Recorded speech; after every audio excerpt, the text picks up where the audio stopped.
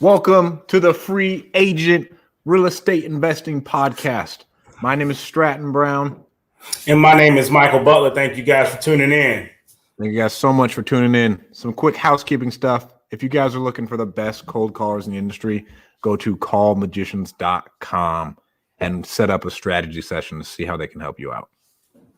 And guys, I have made it easy for you guys. If you are looking to comp your properties, right? Again, PropStream has been a game changer in my business. So if you're looking to get a 7-day free trial, again, you go to mainlinecomps.com. Again, that is mainlinecomps.com and sign up for PropStream, man. Get your 7-day free trial. All right, we'll wait a little bit. We'll get up to like 5-6 people, a little bit more than usual. Let them get up in here. Let them get in here. What was your business like this week? Oh man, I told you it's a little bit offline a little bit. It's been kind of frustrating, dealing with some CRM issues. Haven't been able to really haven't really been able to get into my CRM. So some payment type stuff, I guess, but it's crazy because I definitely have an email from when my payment went through February 15th. So. Hey, Aaron, our number one follower, by the way. Oh man, religiously in here. Religiously, Aaron. Wait for the seventh person. Bro, Podio. It's good, Oscar. Whenever Podio shuts down, bro, like it's like a disaster for the real estate community nationwide. I remember it shut down one time when I was working with Alan. It was just gone, bro. There's nothing we could do. We just couldn't work for the morning. Yeah, and that's what's frustrating. It's because part of you feel like something's wrong with that your whole business is so reliant on something, but it's not that the business itself is relying on it, but that's kind of like that's what helps it flow better. Because once that shuts down, dude, we're all on freaking pencils and paper and sending screenshots of leads with phone numbers, and you mix that with conversations, bro. I'm already not good at getting back to people in a timely fashion. Right. I feel like all of our weakest strength, right, is follow-up. Yeah. Like I already suck at follow-up. I don't need my Podio to go down. But that sucks though, dude. Like when Podio goes down, there's nothing I can do. And then now, like my leads manager had someone die the other day. And so obviously he had to take a couple of days off. And like I didn't realize how much he's taken off my plate. Yeah. Right, the follow-up aspect and like getting the leads right away, and then he tees up and I only have to make like a couple phone calls a day, and then I can work on the other business stuff, and that's made things really, really nice. Yeah, man, it's huge, and you don't realize. Like, it's funny because you used to do it, and you're like, man, like you had time before, and when you don't have to do that anymore, you're allowed to focus on things that doesn't necessarily generate money, right? And so then part of you sometimes can be like, I'm not doing anything, but you're doing a huge part in the business. It's just not the day-to-day stuff, Oh, bro. So those managers, those managers, are huge. And I just told you that's something that I kind of was having an issue with also because, deals falling through cracks, and it's just like, how did this happen? And again, we both have read Extreme Ownership, right? And so we definitely understand. Company. Right. And so I definitely understand it's all my fault. In no way would I ever blame our company's failures on anyone else. And so then the next step is, how did you allow this to happen? And it's just like, well, at this point, I just need more help, man. So I need the people who want to be the help to do it. Oscar, I like VAs for the follow-up, bro. Like I have a couple friends who have VAs who close deals for him, and that's where I'm taking my company. And follow up, because I don't want to deal with having to train someone, then they go out and be my competition. Like me and Michael already talked about this before. But like the VA for the follow up, once you get them good, man, like you keep them fed and making really good money, they're not going to go anywhere. They're working from home. Like I treat them well. It's easy to keep them. My turnover, and it's easy to keep them fed, bro. Yeah. Like I can give them a base and a small commission, and they're happy. Yeah. Right. And that base isn't breaking my bank. Like I can give you that base all day, bud. Yeah. To where like if you want to get what's it called? Getting a legit guy out here, right? Like you can't just have a guy go straight commission. I was talking to Nick Perry about it on my podcast the other day. He was like, bro, you got to give them something to live. Like, you got to give at least have their mortgage covered and gas money. And then they have money after that. But like, you can't just, I know a lot of people say, oh, bring them in, just have them be straight commission. Real estate is shitty. But that's what I got. And I And don't know like, if it's, does he still live at home? He does. And so that's what I'm saying. Like, I think it may be, it's a mixture of the youth, being at home, so expenses aren't too high. But I feel like there's also a lot of opportunity also. So it's one of those things, like, it's me and him. So like bro, like if you're not eating, I'm not eating. So yeah, and I'm putting a lot on you in the sense of I'm not doing day-to-day stuff.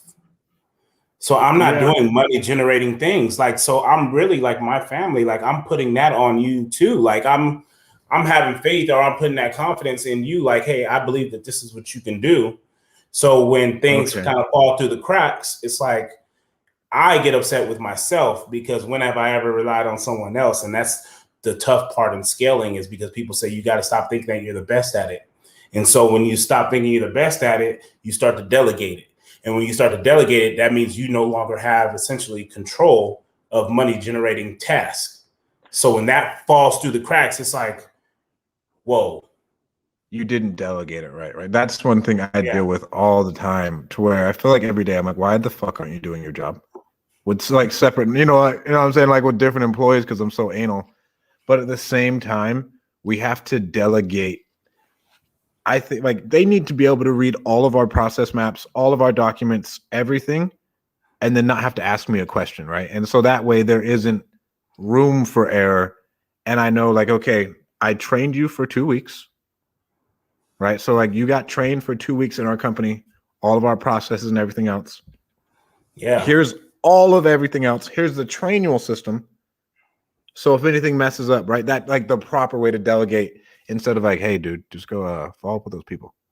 Mm-hmm. You know what I'm saying? Like, just go follow up those people and like tell me who wants to sell, to where they aren't trained.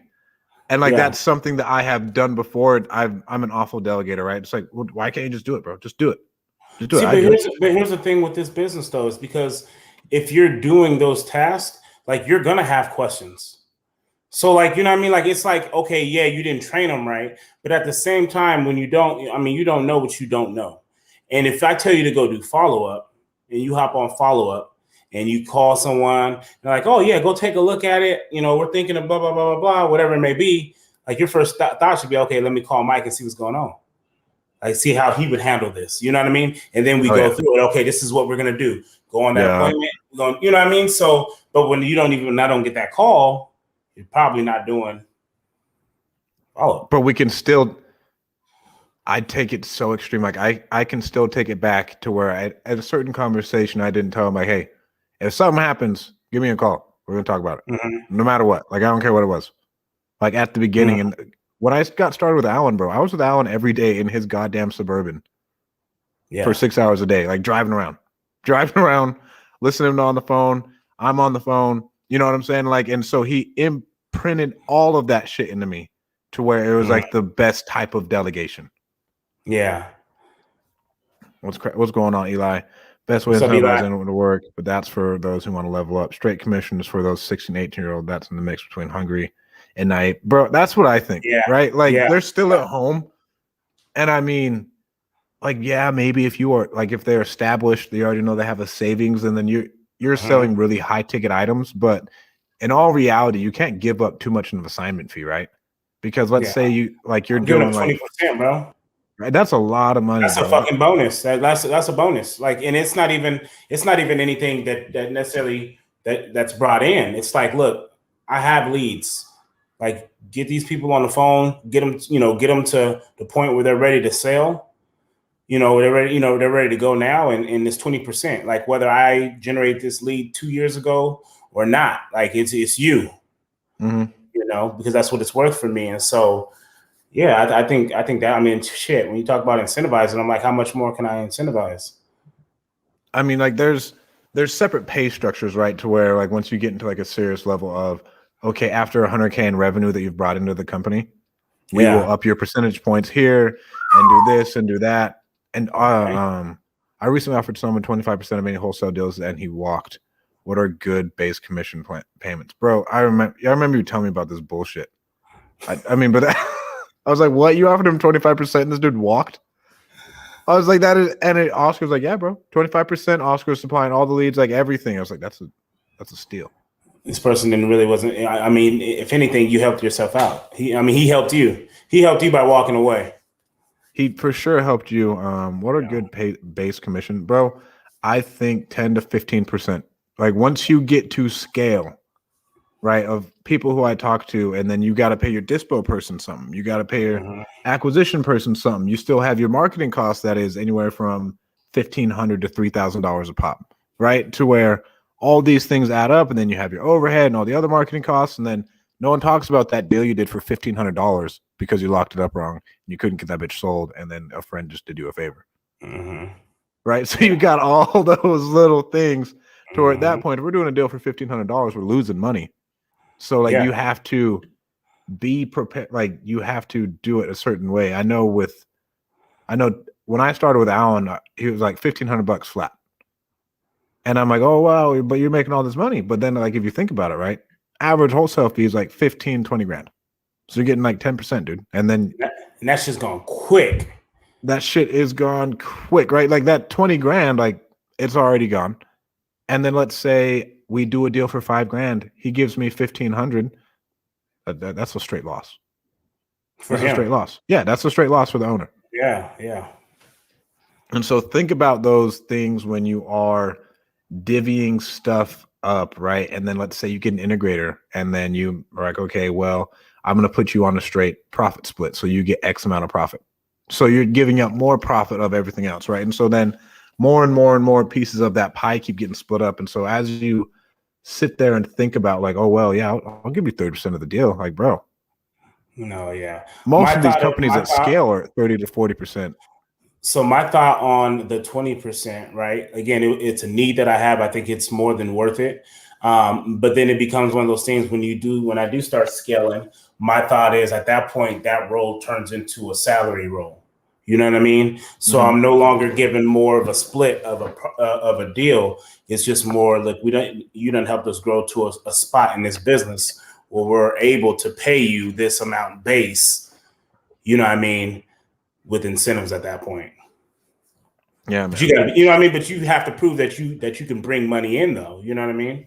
Oh, I think the 20% is super generous, right? Yeah. I think like in the guy who walked away from 25%, like, oh, I can get more if I just go out there and do it on my own. Like, hey, bud, good luck. Yeah, bro.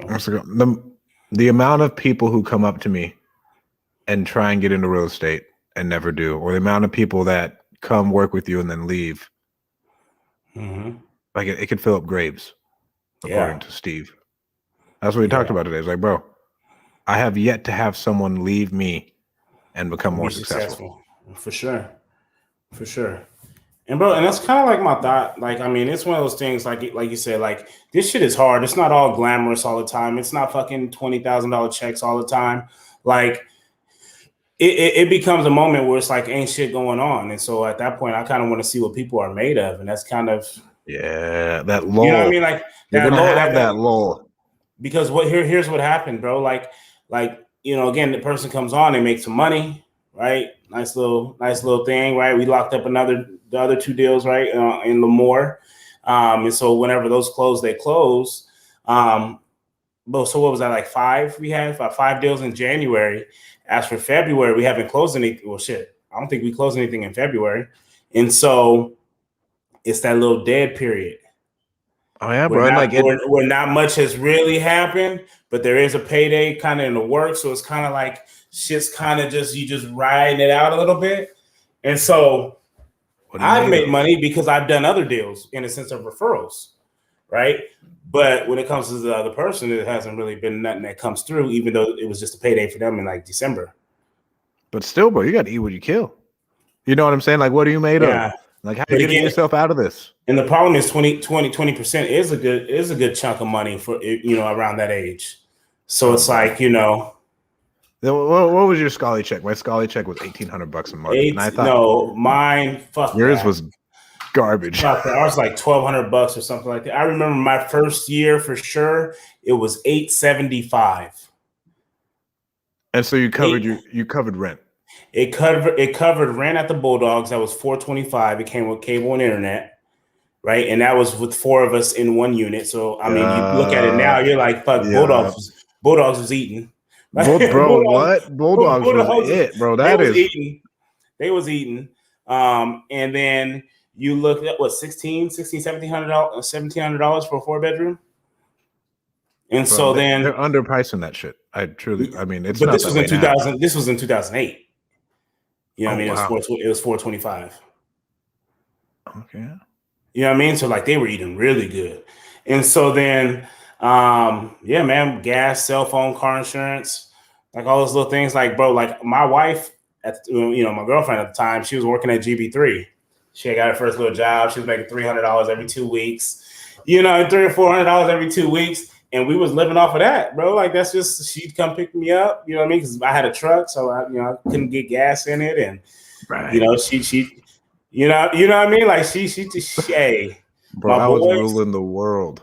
I had plenty of friends, man, that looked out for me, at those times when I was at state, because everyone just see you as a kid who got an opportunity to get a scholarship and go play Division I football. But I think my friends were really the real MVPs during that time, because that's when you low-key your brokest, man.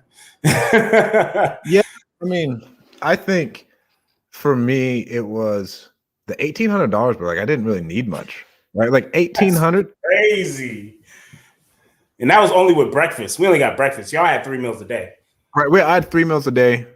Yeah. What's going on, Eli? We'll see what we can get back in the end. Here's your comment, bro. We'll see what we can get going at the end, bro. And what was your Scully check, bro? Scully check. Mine was $850 a month for rent only. You had to figure out food and gas and life. Oh my God. Yeah. I was hacking my crib. Yep. See. You can quit playing ball. Dean, what was your check, bro? Because Dean was at a AA, man. Hey, Dean played video games all day, so he was able to save money. Oh man, but like think about. So I think about this, bro, and I was talking on my podcast today. How nice it would be to be happy at $1,800 a month and playing video games all day. Like think about how happy you were in college. Like, and the only thing I was unhappy with was I'm not doing as good in football as I wanted to be. But there's like only so much you could do at a point in time. You know what I'm saying? Like I could only watch so much film. I can't run sprints all day. No, I'm not gonna be able to perform in practice. It's funny because like I would take like my last like $150, $160, $162, and I'd go buy freaking a pair of Jordans. Yeah. But I had more shoes in college than I have now, you know what I mean? And it's funny because I remember, they were 150. They were 150. No, I'm sorry, they were 160. They were 172 after taxes. And I remember we'd go buy a pair of J's, bro, and I wouldn't have no more money. And my wife, at the time, or my girlfriend at the time, she'd just be like, hey, like, you ain't got no more money. And I'm like, I was like, hey, all my bills is paid. To eat, go to the RDH for breakfast, pack 2 peanut butter and jelly sandwiches to go. I'm taking all them fucking cookies. I'm taking good, all bro. Like I'm good. I got these J's though. Right, bro. My first I remember when I first got to Fresno. Like I came to Fresno without a recruiting trip because my apartment got my old apartment at Snow got raided because one of my freaking roommates was trying to sell weed. And so the cops found out and kicked down our door and everything else. And so I was like, bro, I got to get out of here. So I get out of my junior college. I fly in, like, I think I'm going to California. Like, oh yeah, bro, like we're so close to LA. I get there, nonsense. It's like it's like one of those Drury Fresno days. But I spent my first check on Red Lobster. I went and dropped like $200 at Red Lobster. It was broke. What's funny? What's up, Terrence? Terrence, Juan, the man. He was our counselor in college. He was. Terrence was so good that when he left, they had to hire on 4 people to do his job.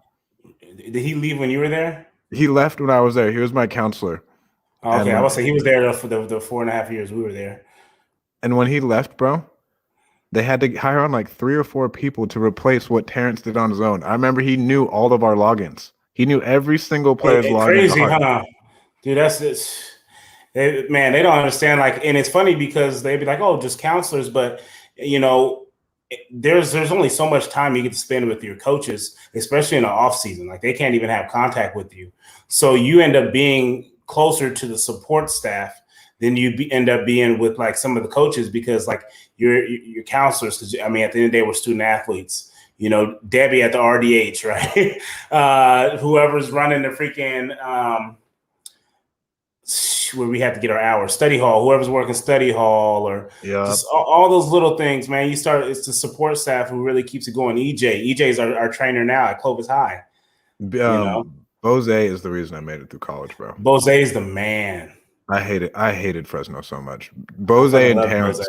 Bose got me through a lot, dude. Yeah.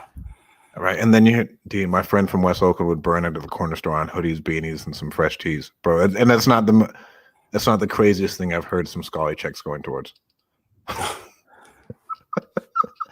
Bro, dudes going and buying new couches, no room for their couch. TVs, we all had TVs sitting on the goddamn desk that came in the Bulldogs. Like that's just right. You go and buy like a 50-inch TV and some new Xbox games, and then what are you gonna do for food? Food. Somebody got food.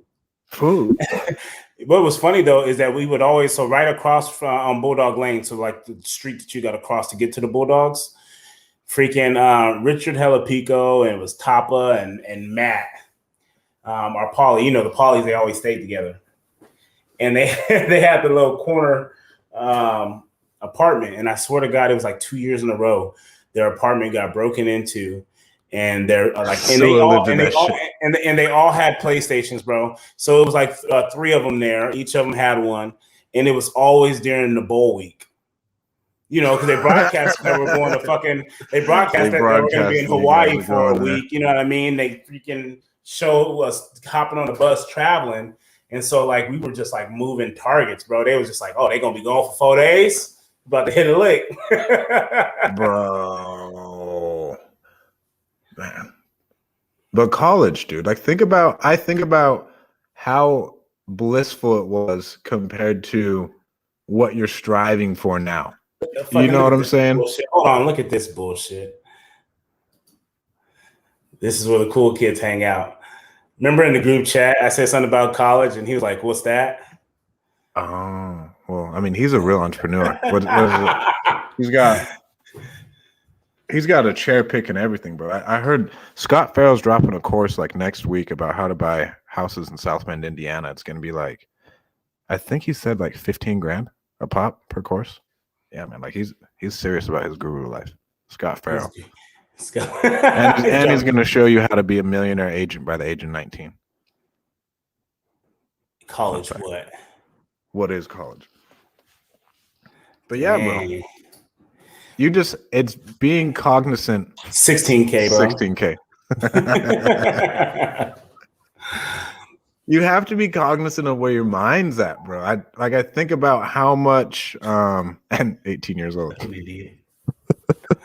Yeah, these are the people we keep in our lives.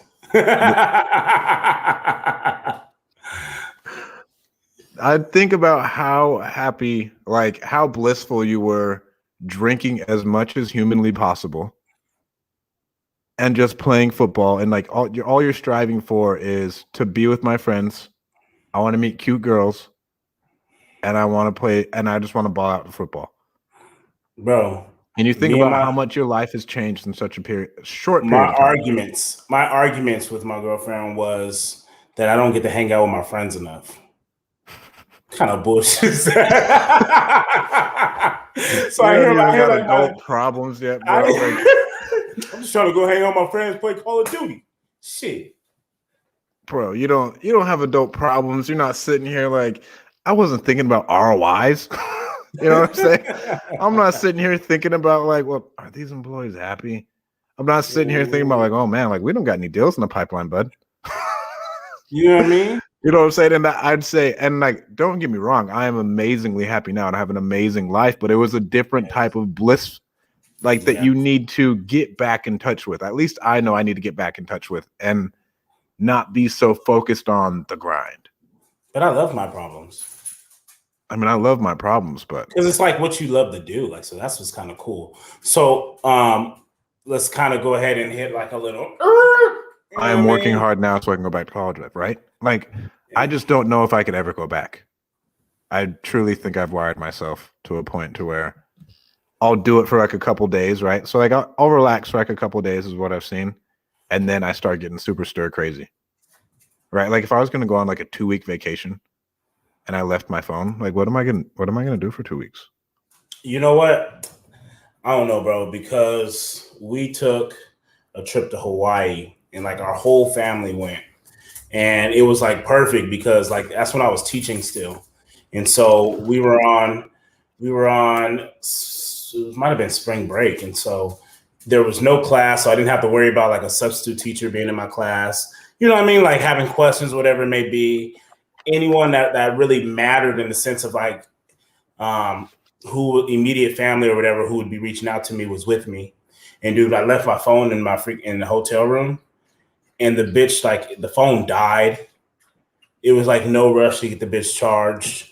Like it was just, bro. It's a different type of peace. You know what I mean? And I'm glad I was actually able to experience that because, you know, again, us millennials, man, we're so glued into that phone. That was the first time in my life that I actually went like a week without even charging it at night, whatever it may have been, man. But it's a different type of peace. It's hard. Well, so you know I was sick, right? And I was at home for like 2 weeks straight. And then now not having to not like having to disconnect from my freaking laptop.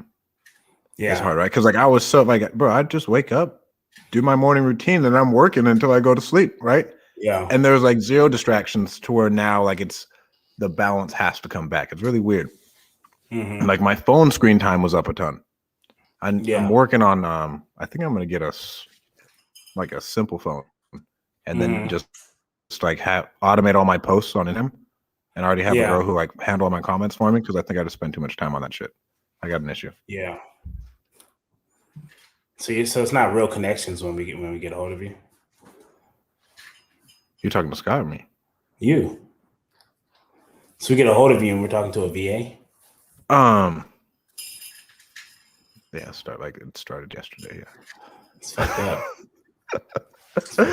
I mean, it's just I don't want to spend that much time on Instagram, dude. Like I know it's a driver, it's like a money maker, but I can't just spend time.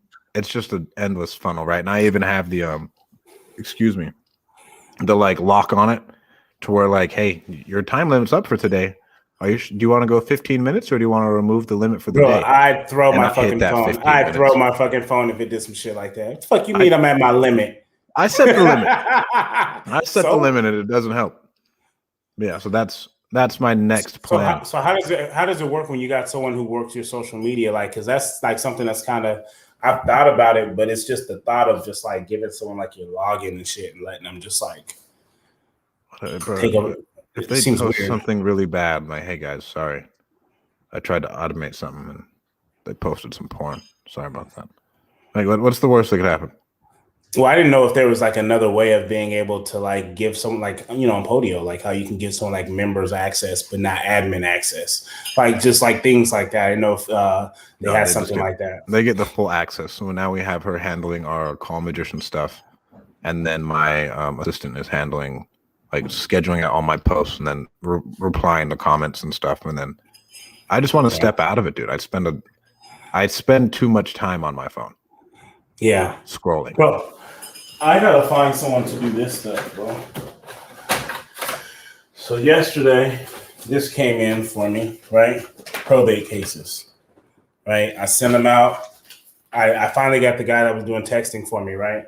I had him start doing some type of like, you know, assistant type stuff. I had him pulling the records, putting them on a master Excel sheet, and then getting on the county website, you know, all that good stuff. And so then he puts them in groups of 25. We put them in an envelope, and shout out to Jason Pritchard because he's the one who put me on the process once we hit COVID because you can no longer go down to the courthouse, right? Yeah. And so We put them in an envelope. We put a second envelope that's self-addressed in it, and we send it down to the courthouse with just this page, a cover letter on what we're requesting, and then a check, right, for however much it's going to cost, like 50 cents a page. You need the first 4 pages, right? And so then we get 100 pages back, and they come in like this. Now the problem is once I get these, you got to scan them all in. I got to scan them all in.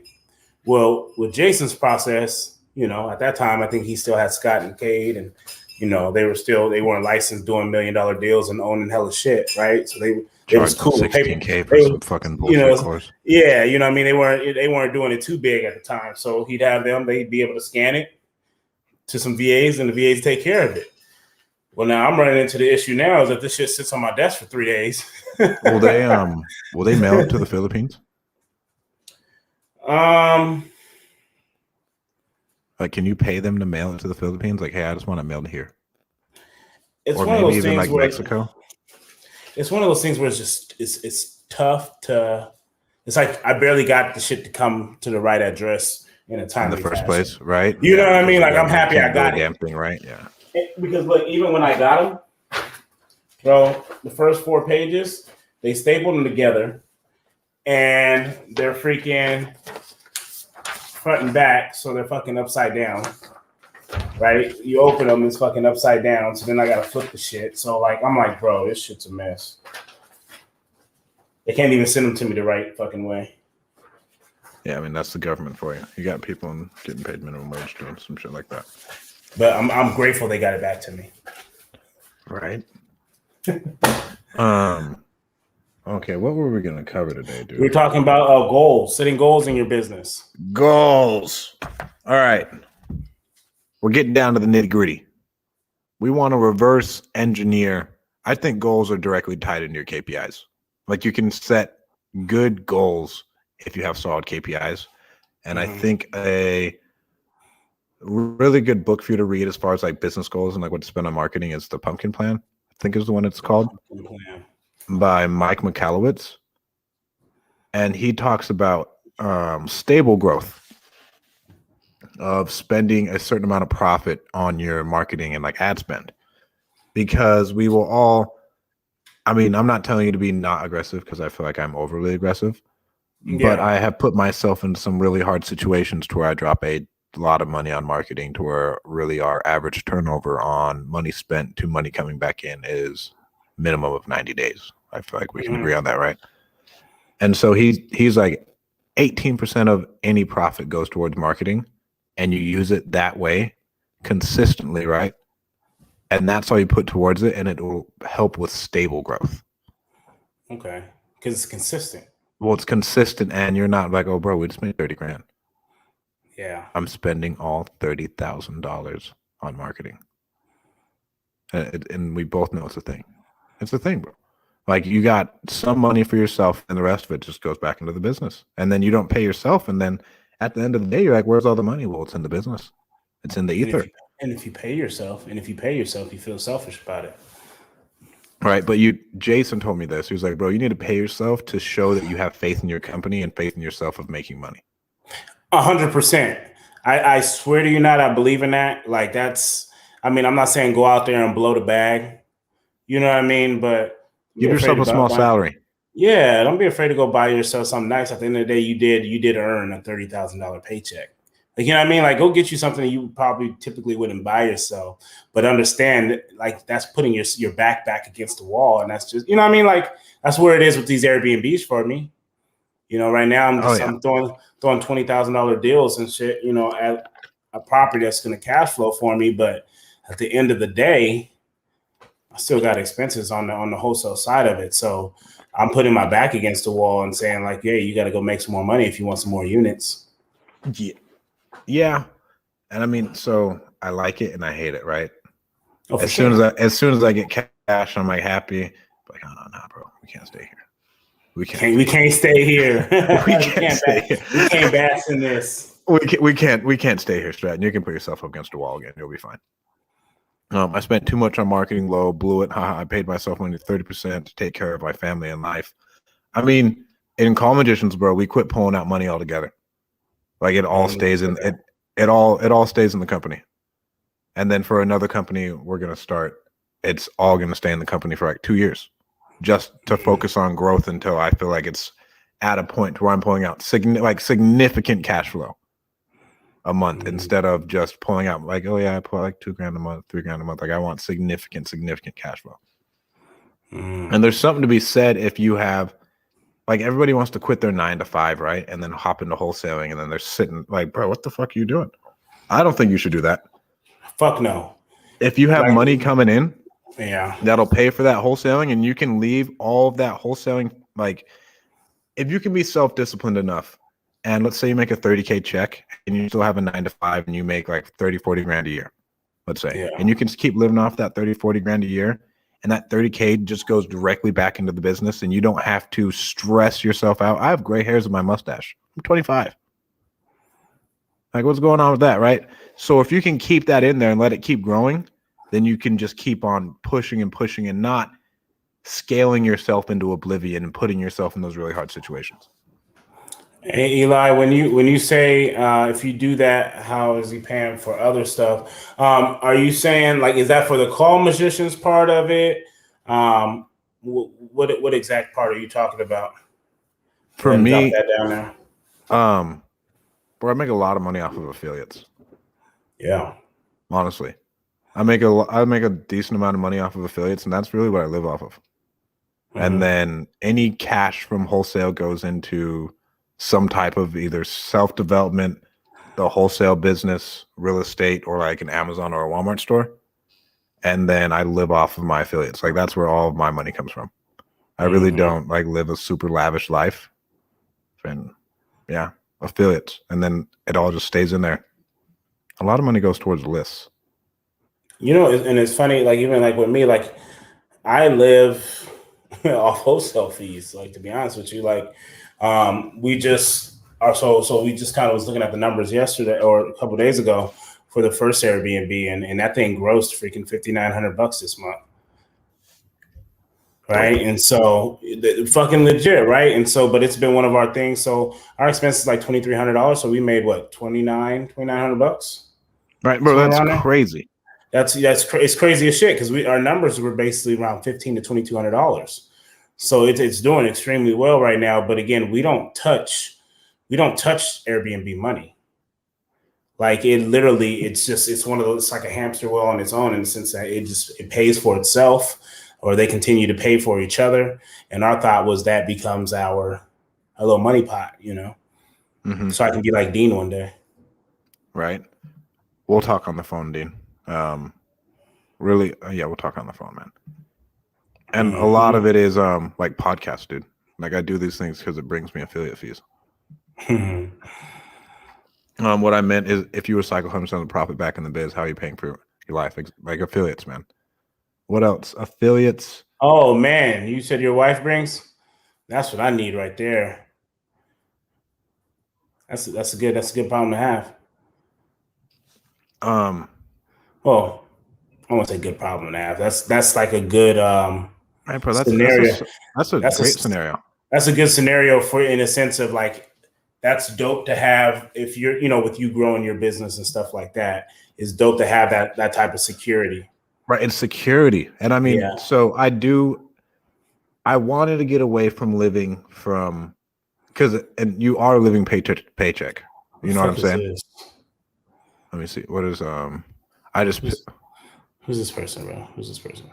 It's Japanese. I don't know. I wish I could communicate with them, man. They sound like they're pretty interested. They got 3 comments. Cade and I take 0 from our Indiana rentals. We're actually putting more into the business, and we're a positive cash flow, $2K a month, but we're just buying more, right? Like, you don't want to starve your child. And I mean, nobody cared about like what Scott and Cade are doing. Like, we're not trying to buy your course, bro. They don't we're have not trying to buy your course, Scott. You know, like, they're 20 years old. You know what I mean? but like what they're doing is the right thing. Like you No, don't 100% we're bagging on them. Bro, I was looking at a TikTok. I was looking at a TikTok with black folks, and it was like black folks the only people that clown on each other for doing the right thing. Like, dude had an umbrella because it was fucking raining cats and dogs, and he was like, "Bro, you brought an umbrella? Oh, come on, bro! What you like? You looked outside and see it was raining. It was like, oh, let me get my umbrella." Like, and I started dying because I was like, if that ain't the truth, you brought an umbrella? How dare you think logical? right. But what I like having a cushion, Eli. Right. So, and like I don't have. It's what I'm moving towards now, right? But if let's say if you could just start buying rentals, you live off of some cash flow, or you like get some solid affiliates who live off of just that little bit, and then you don't have to worry about the next deal, and your business can excel, and your business can like just keep on growing, and it's not dependent on whether or not you get a deal because you guys have 6 months of operating capital to burn through. Mm-hmm. That's really nice. That's a good place to be. Yeah.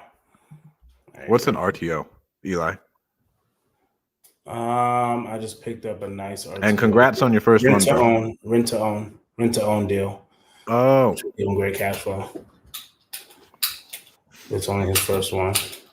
I'd love to get a rent to own deal for an Airbnb. That's kind of why we talked about kind of like our goals. And that's kind of what my goal was, to be able to. I have 2 arbitrage properties, but I definitely love to get something that I can either acquire creatively, either it be a wholesale deal that I've had in my pipeline or something, or be able to pick up something, like I say, creatively, something that eventually I can get to own. Right. And I mean, just the cash flow of it's nice. Now that I'm trying to do other things, sub 2 Airbnb is gold. Yeah, sub 2 Airbnb is fire. Yes. Sub 2 So my house right now is sub 2. Yeah. And so this one actually might be our next Airbnb if we're able to refi and just use that money instead of go buying another house.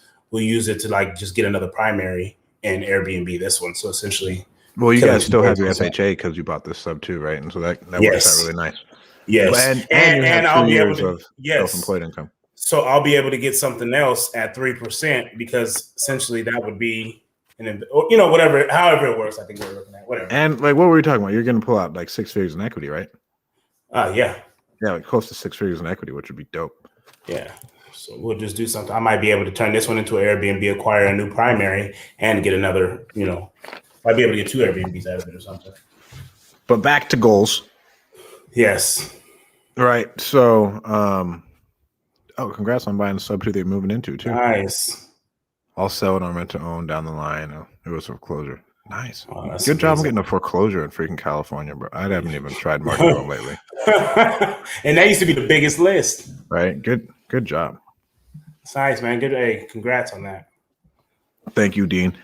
But knowing your KPIs, right, in that back end, so you can like set the appropriate goals and like set like a smart goal. Like me saying I want to do $250,000 in a month is one thing, but me knowing if I spend $3,000, I bring in a $15,000 check, and I can be like, okay, do I want to go get some credit cards and just ramp this up because I know my KPIs? Mm-hmm. Right. So if I spend 15 grand, a month, what does that bring me to? Like, what, you know what I'm saying? Like, I know that math and I can set that goal, and then that way we can just push forward. Yeah. And it's less scary, and like, it's achievable. Like right now, like we know the process, we just need to execute better. Mm-hmm. And you're not sitting there thinking like, oh, well, what the hell am I doing?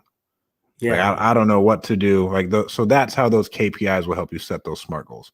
So know your KPIs, man. Know how much shit costs. Know what your monthly nut is. Like, okay, how much of our shit is going towards subscriptions? Because that's the number one hidden fee of anybody, right? I swear to God, I have like $1,000 to 15 to I don't even know of subscriptions, bro. And it'd be cheap too. That's where it gets you. So you got like 30 little $9 a month subscriptions. Paying $1,000 in subscriptions a month. Between Netflix and fucking Disney Plus. Yeah, bro. So watch out for those subscriptions.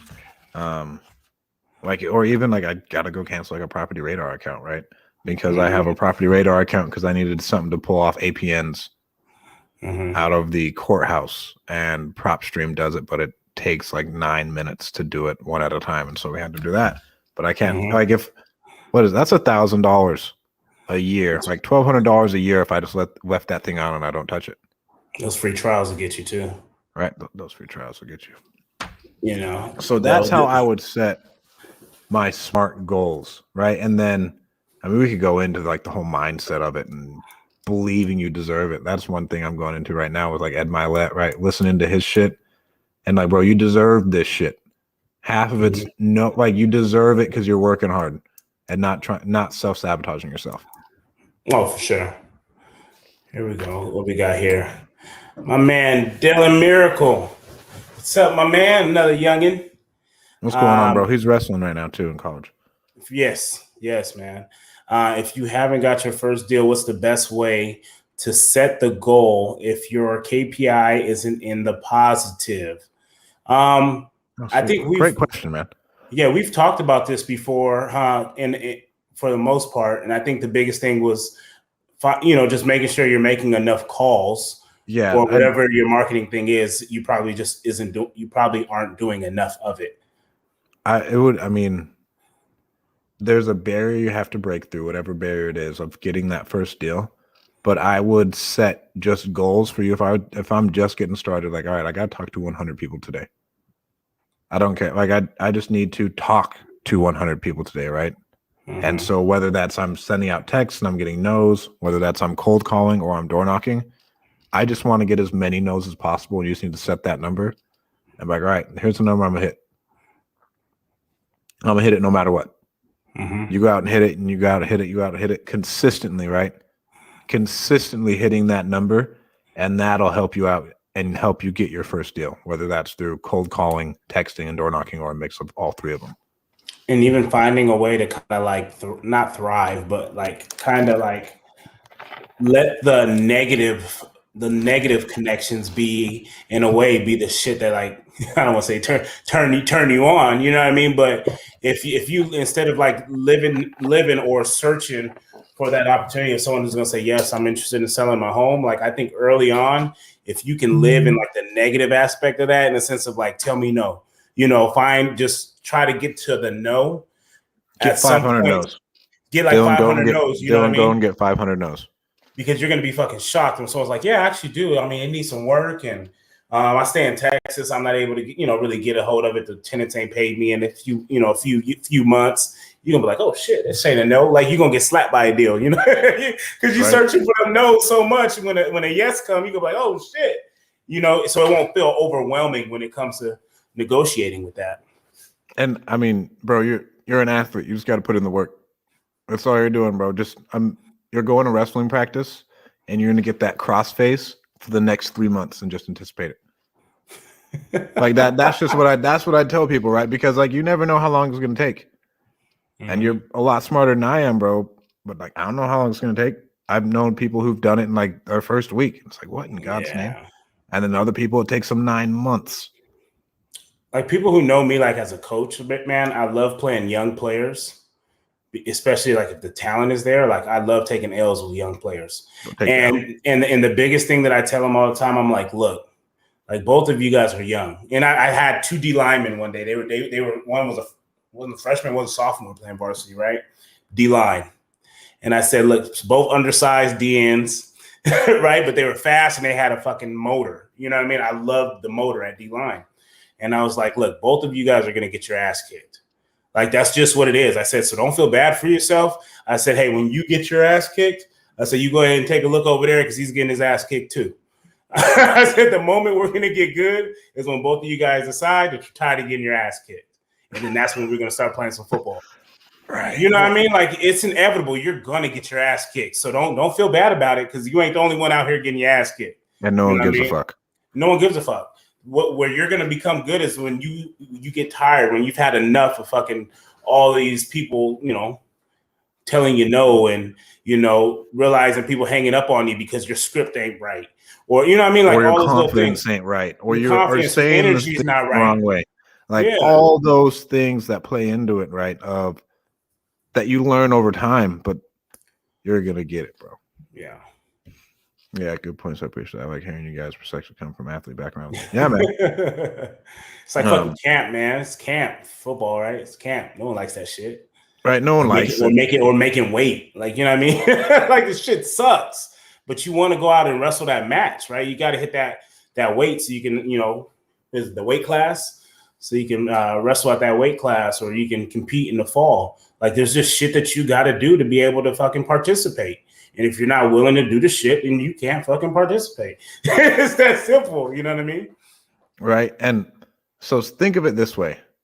If you can't break through the lowest barrier to entry in business, what are you going to do in your life? Because real estate wholesaling is the lowest barrier to entry in any type of business ever. That and real estate agents, bro.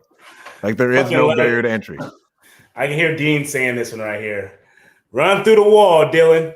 Go get it, baby. I love it. And Dylan, Dean played for the Chargers. He was an okay football player, I guess. Tight ends, baby. He was an okay football player, I guess. He did something I guess I couldn't do. Whatever. No big deal. Fuck, no salt. Hey, all the seasonings in the cabinet. You had to choose salt, huh? All right, setting proper goals. JV deals. Don't stray away from them, especially at the beginning. JV your ass off. Like, because half of a deal is better than no deal, and not knowing what the hell you're doing and kind of running around. Hell yeah. Mm-hmm. Good job, Dylan. Like, running around and not knowing what you're doing. And let's say you just don't even have the confidence to lock something up, but you take it to someone like, hey, man, you want JV on this? This is what I'm running into. I don't know what to do. Mm-hmm. I do that. Right? Like, I do that. And then you're telling me you don't want to give up 50% of your first deal for some help? Like, come on. I had a dude come to me and had me do the whole thing. I was like, yeah, bro, like, well, JV, I'll take 50. He was like, no, I'm not giving you 50%. I was like, okay, I'm not helping you. Right? Like, I ran all the comps. I told him exactly what to say to the seller. I was like, yeah, bro, I'll bring in a buyer for you. He's like, well, why would you get 50%? I was like, bro, I'm not doing this with you. I'm not doing this. Bro, I swear to God, I'm a good person, but if I'm going to invest time with you and I could be spending time with my son, yeah, then, like, no, you're going to pay me for it. Yeah. But JV as much as possible getting started out, man. You just never know what's going on, and having that back end confidence of, like, let's say if you can send it to Keighley, right? If you're in a market that's outside of Fresno, and they'll just tell you, like, oh, this is where you need to be. We can get it sold at that. It is the confidence you'll go into that appointment knowing your number is huge. You know, well, and like, so it's funny that Eli just said what he said about Dean, because I do think Dean is a guy who obviously their business thrives off of relationships, and he's just such a genuine person. But at some point, you do have to bring value to people like that, you know? And so to me, I love being able to bring deals to Dean and his team just because of the access that it gives me. You know, the fact that I'm able to hop on a phone call and to, you know, ask questions, or just, you know, just call, hey, I ain't talked to you today. You know, you bring enough value to people, you're able to have those type of conversations. It's not saying that they don't want to have those conversations with you, but just at some point, you know, you're going to be wasting people's time. And if people don't feel like, you know, that's a good point.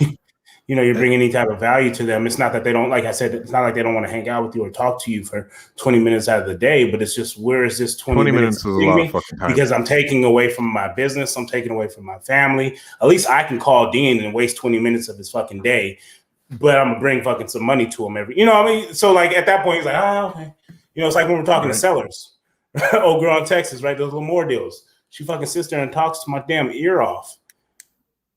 You know what I mean? But we're going to, what is it? It's like an $80,000 deal. You know what I mean? Like, so talk, baby girl. Talk to me. It's fine. She's bringing me value. Yeah, I mean, You see it too much at the beginning. The greedy wholesaler, like the greedy person who doesn't want to do anything and go, oh, no, I don't want to split anything, blah, blah, blah. Like, man, I'm telling you, it's just going to make your life easier. I know you think like you need all this money. You got to have an abundance mindset. You gotta, this is the start in you having faith in yourself that you're good at making money. You know what I'm saying? Like, no, I'm good at doing deals. Like I'm going to get more. And it's the start of that opening process. Who did really good with that? Gerald. I just seen something Gerald had posted with, him and Matt and stuff like that. I mean, he's someone that kind of, that's how he decided to start his journey. And a lot of people would have been reluctant to, pay money to get a coach and, you know what I mean? Like all JV, all your deals or stuff like that. But he's a guy that's definitely shortened his learning curve immensely. You know what I mean? Like immensely. They don't understand, like, just sometimes just paying and at this point, you're not even paying. Or giving up equity. Or giving up equity. Like you're getting just you're splitting a deal that your ass probably didn't have no clue on how to fucking close or dispo anyway. In the first place. You know what I mean? So you're not losing any money, but you're gaining so much value. And I think that's going to be the issue with a lot of younger people, is that they're going to come into this game and they're going to be so selfish that they're not going to realize that they're fucking hurting themselves by trying to fucking have the whole thing. Well, I've seen younger people, but just like flat out newer people, bro. I've dealt with grown ass men. That's what I mean when I say younger people, but I mean, like, that's what I mean, like newer people into the business. Exactly. And then we'll just lead that into knowing your market. I'm gonna take a page out of we're just giving everybody a shout out today. Mike Zuber's book. You know what Michael Zuber tells you to do every day on his 5 YouTube videos a day? Why not, man? These are people that we really like, you know what I mean? Like, we talk about affiliates all the time, right? And we give these affiliates because these are companies or businesses that we love, right? Or brands that we love and trust, right? Or brands that we love and trust. So same thing with people, right? We value relationships in our market. Oh yeah, but like Mike, his whole thing is like know your market, study your market for 6 months before you do shit. Like you need to go watch his YouTube channel and like see like, okay, do you know what a good deal is across your entire market? Mm-hmm. Like if you're in Fresno, do you know what a good deal looks like? Like and that way, like if you're comping properties all day or you're breaking down properties all day, are you confident in going in there? And that's going to help you out a lot. You know what I'm saying? You should be able to see a deal. And that's where he's getting at when he talks about knowing your market, because he does niche it down to zip codes ultimately. And it should come down to a point where when you see a listing, when you see a great deal, right, you don't have to fucking pull comps because you've studied that market every day for 6 months. Was it? Did you say 20 minutes a day? Yeah, he's like, bro, just wake up, do it 20 minutes a day. Like you're 20 minutes a day. 20 minutes a day. So you're gonna see any movement. You're going to see that property that popped up on there, 6 months ago, came back on 3 months ago, went back up, failed listing, came back at a $60,000 reduction. Yep. That's the shit that you see. Then you're able to pull the trigger on it because other people are looking at it like, man, that deal looks too good to be true. When in the back of your mind, you know that deal's been put on there 3 months in a row. And that's the reason why the price has gotten down there. You know what I mean? Yeah. I'd be skeptical looking at it. And you need to know what shit trades at, right? So what's it called? Let's say we have a house in 02. Everything trades at like 140 plus, right? And then you just have a lead come across and they want 50 grand. Like if you don't know, how are you going to have the confidence and like to know what to go lock it up? If you're just running around, you don't know what's going on. Or let's say it wasn't 50 grand, but he said 80 grand. Or even he said 100 grand. Like, even if he says 100 grand, like, bro, we could probably make something work. Mm-hmm. You know what I'm saying? So you got to know what your market is, what stuff looks like, know your streets, know your areas, know what everything is trading at to give yourself more confidence to be able to lock up these deals. I suggest everybody starts in their own backyard, bro. Yeah, not virtual. Virtual's tough. Not saying that they can't. The logistics of virtual are really tough. And if you do go virtual, bro, without a doubt, go get a virtual coach who has like, hey, this is my proven process to get boots on the ground and get shit going here. Yeah. Agreed. So, Yeah, I agree with that. Know your market, know your market, know your market, know your market. Yeah, right. Zuber says, look at the MLS every day. Dean had Dylan pumped on Tuesday. And then Dean took time to meet me in Visalia for 1 hour before I jumped in. Gave me some good tools and I ran by some tools. Now I'm crushing. Hell yeah. If you Dylan, can, you guys got this. you got to get out the game. Get out the game. What's the next one? Networking, bro. This is networking, right? So like even going through and commenting here, like Dean commenting in here is networking and it adds credibility. Us talking about him is credibility. And then but it goes into that networking aspect to where let's say someone reaches out to Dean because he commented and someone was watching this. That's networking. Yep. He'll get a JV opportunity off of something like this. Right. Or let's say someone like Dylan reaches out to us just randomly. Like keep reaching out, keep doing that stuff. And that's how you're going to network and bring value. I know it's going to be so shitty at the beginning. And you better take it personal when nobody gives you the time of day. But you really got to put yourself out there. Mm-hmm. Excuse me. And like you're not going to just find a mentor. Don't go around asking people to be your mentor unless you're going to give them cash, right? Don't just be like, hey, will you be my mentor? Like it doesn't really happen that way. But like go around and like try and provide as much value to as many people as possible. And something's going to stick. You're going to resonate with someone. Yeah. Right? Like someone's going to resonate with you. And then you can move forward with that. But like you got to go out there all the time and try and just get your name out there. When you network, though, I think a huge thing about that too is like I think sharing your story. I think a lot of people like, no one likes to really talk about themselves like that. But I think the number one thing where you realize you connect with people, and when you look at social media and stuff like that, like even with this, like what really got me into this is that I see Max Maxwell doing it. And at the time, it's not that I knew Max Maxwell was Max Maxwell. Again, it was also 3 years ago, right? But I knew it was an African-American man doing something, and he carried himself a certain way. Yep. You know what I mean? It was just, I related to that, and no offense, like I'm not going to immediately relate to a Caucasian man doing this business. You know what I mean? Like, it's not what's going to jump out at, huh? Relate to Steve. Yeah, you know what I mean? I'm not going to relate to those people because they're great at what they do, but I don't see myself in them. It's surface level as that sound. Yeah, you know what I'm saying? Like it doesn't. You have to see yourself as someone, and I think the only how someone can see themselves in you is by them knowing your story. And so when you tell your story, people start to see themselves in you. And the same thing with someone where I am at, and like with Dylan, me and Stratton, we connected. And it wasn't even because of the color of our skins, but it was because we both played football at Fresno State. So at that point, we both had a common understanding, I guess, of things that we kind of went through in our teenage years, right? It's a familiar thing. That's kind of where you become a man. I mean, from a boy to a man. Like we went through the same type of shit. So there's a different type of respect there, right? And Eli. Right. And Eli, I not related to Eli, but just him being a black man, but being homeless and battling out of that, coming to another country. And being a college athlete. You know what I mean? Coming from Canada to the US. He knew nobody here.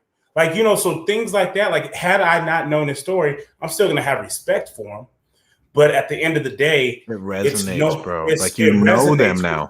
You know them. Like you got more respect for him. Like, and it's like like business is, I don't care what anybody says. Like it's straight personal.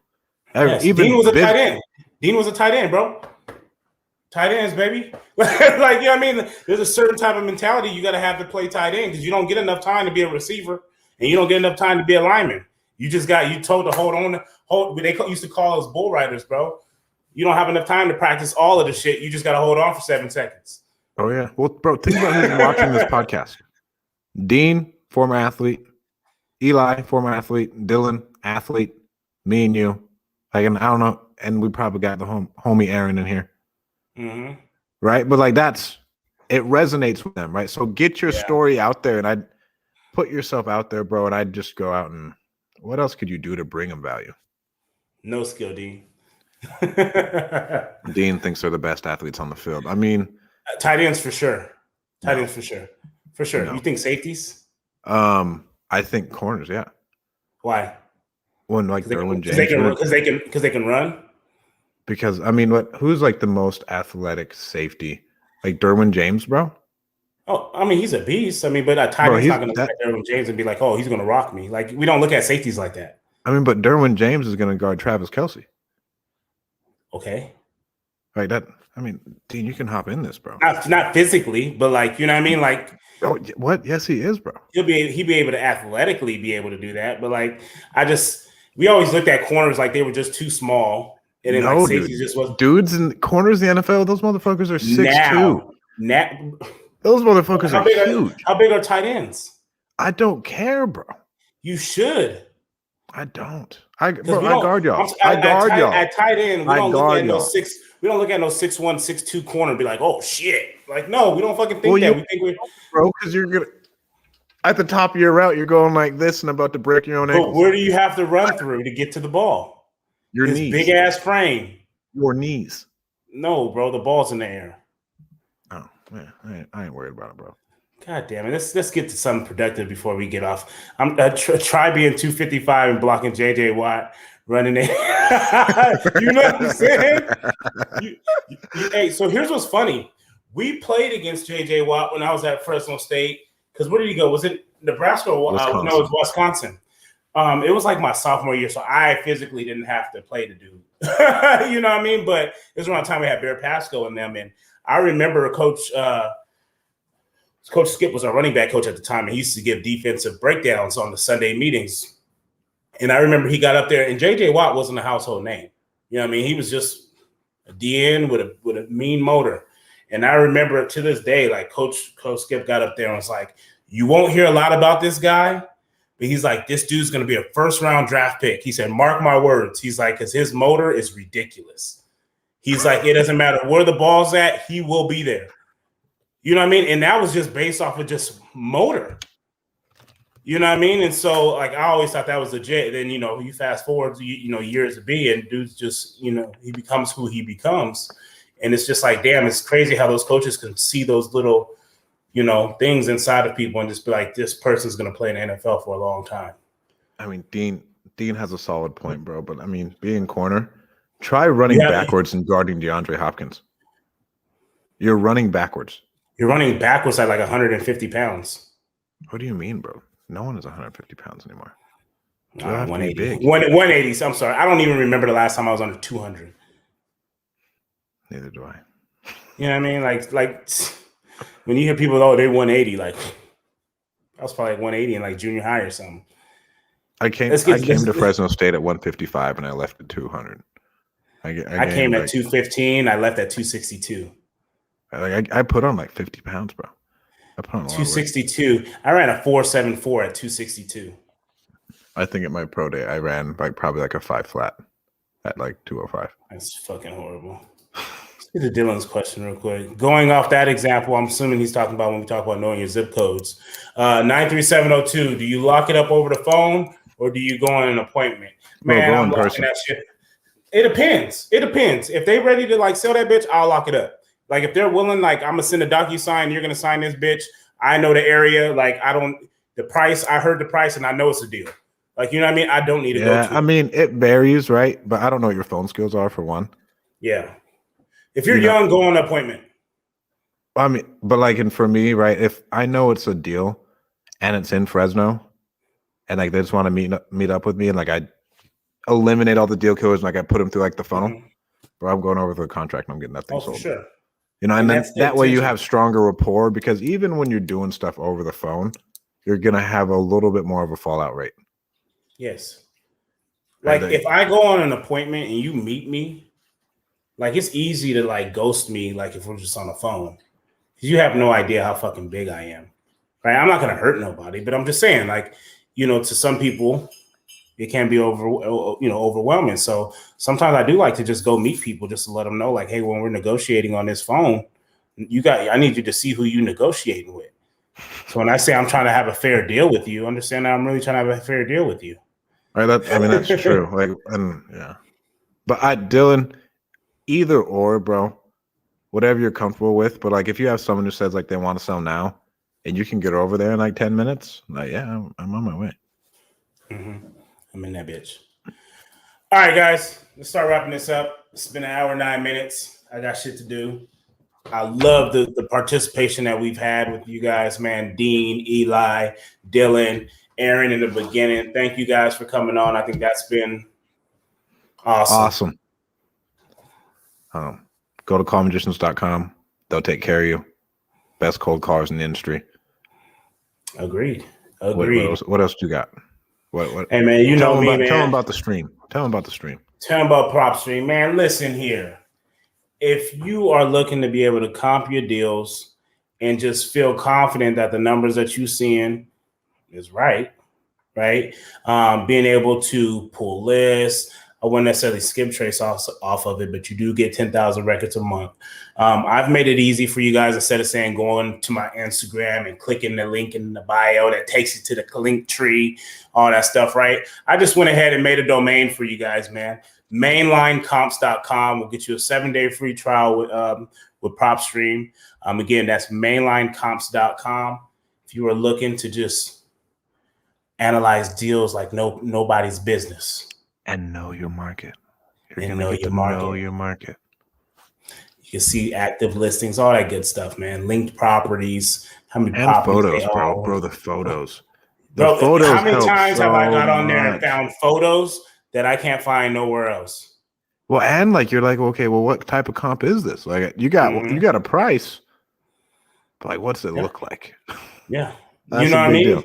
It was a game changer for my business, and again, that's why I've done what I've done with PropStream, and that's why I've created it to make it easier for you guys. Mainlinecomps.com is because, like I said, it's been such a value in my business that I have no problem getting behind things that I genuinely like love and trust, man. Hell yeah, love and trust. Thanks, Dean. Deal Master Dean. And thank you, Dylan. Keep that nose to the grindstone, bro. Keep going, baby. And Dylan thinks corners are the most athletic because they are. Yeah, they're hella athletic. They are athletic. But no one's afraid of a corner. They're the best athletes on the field besides Jadeveon Clowney. But that's cool. Like is that just like what they want to walk around and say? Like, hey, we're the best athlete on the field. I mean, they have the hardest position on the field. They have what? The hardest position on the field. Oh, 100%. I'm not gonna say that. I mean, I'm not gonna like down talk that. I do think that. I think that's why they do get so much praise when they actually will come up and tackle somebody. Bro, you know how hard those tackles are? You ever see Speed in Space? Yeah, I know you saw that shit in practice. Bro, I had to go block them, motherfucker. I know you had to go see that Speed in Space in practice. There's nothing fun going to go block a fucking corner. I'm telling you, there's nothing fun about that. I coach receivers now, and teaching them how to block corners, I'm like, bro, it's a little bit different. Because when I came off the ball, it was shooting these hands and, you know what I mean? You can't do that against a corner. Like, that's just, you're not going to really get your hands on them like that. You got to move your feet, keep your eyes up. All right, guys. Thank you so much for tuning in. See you next week.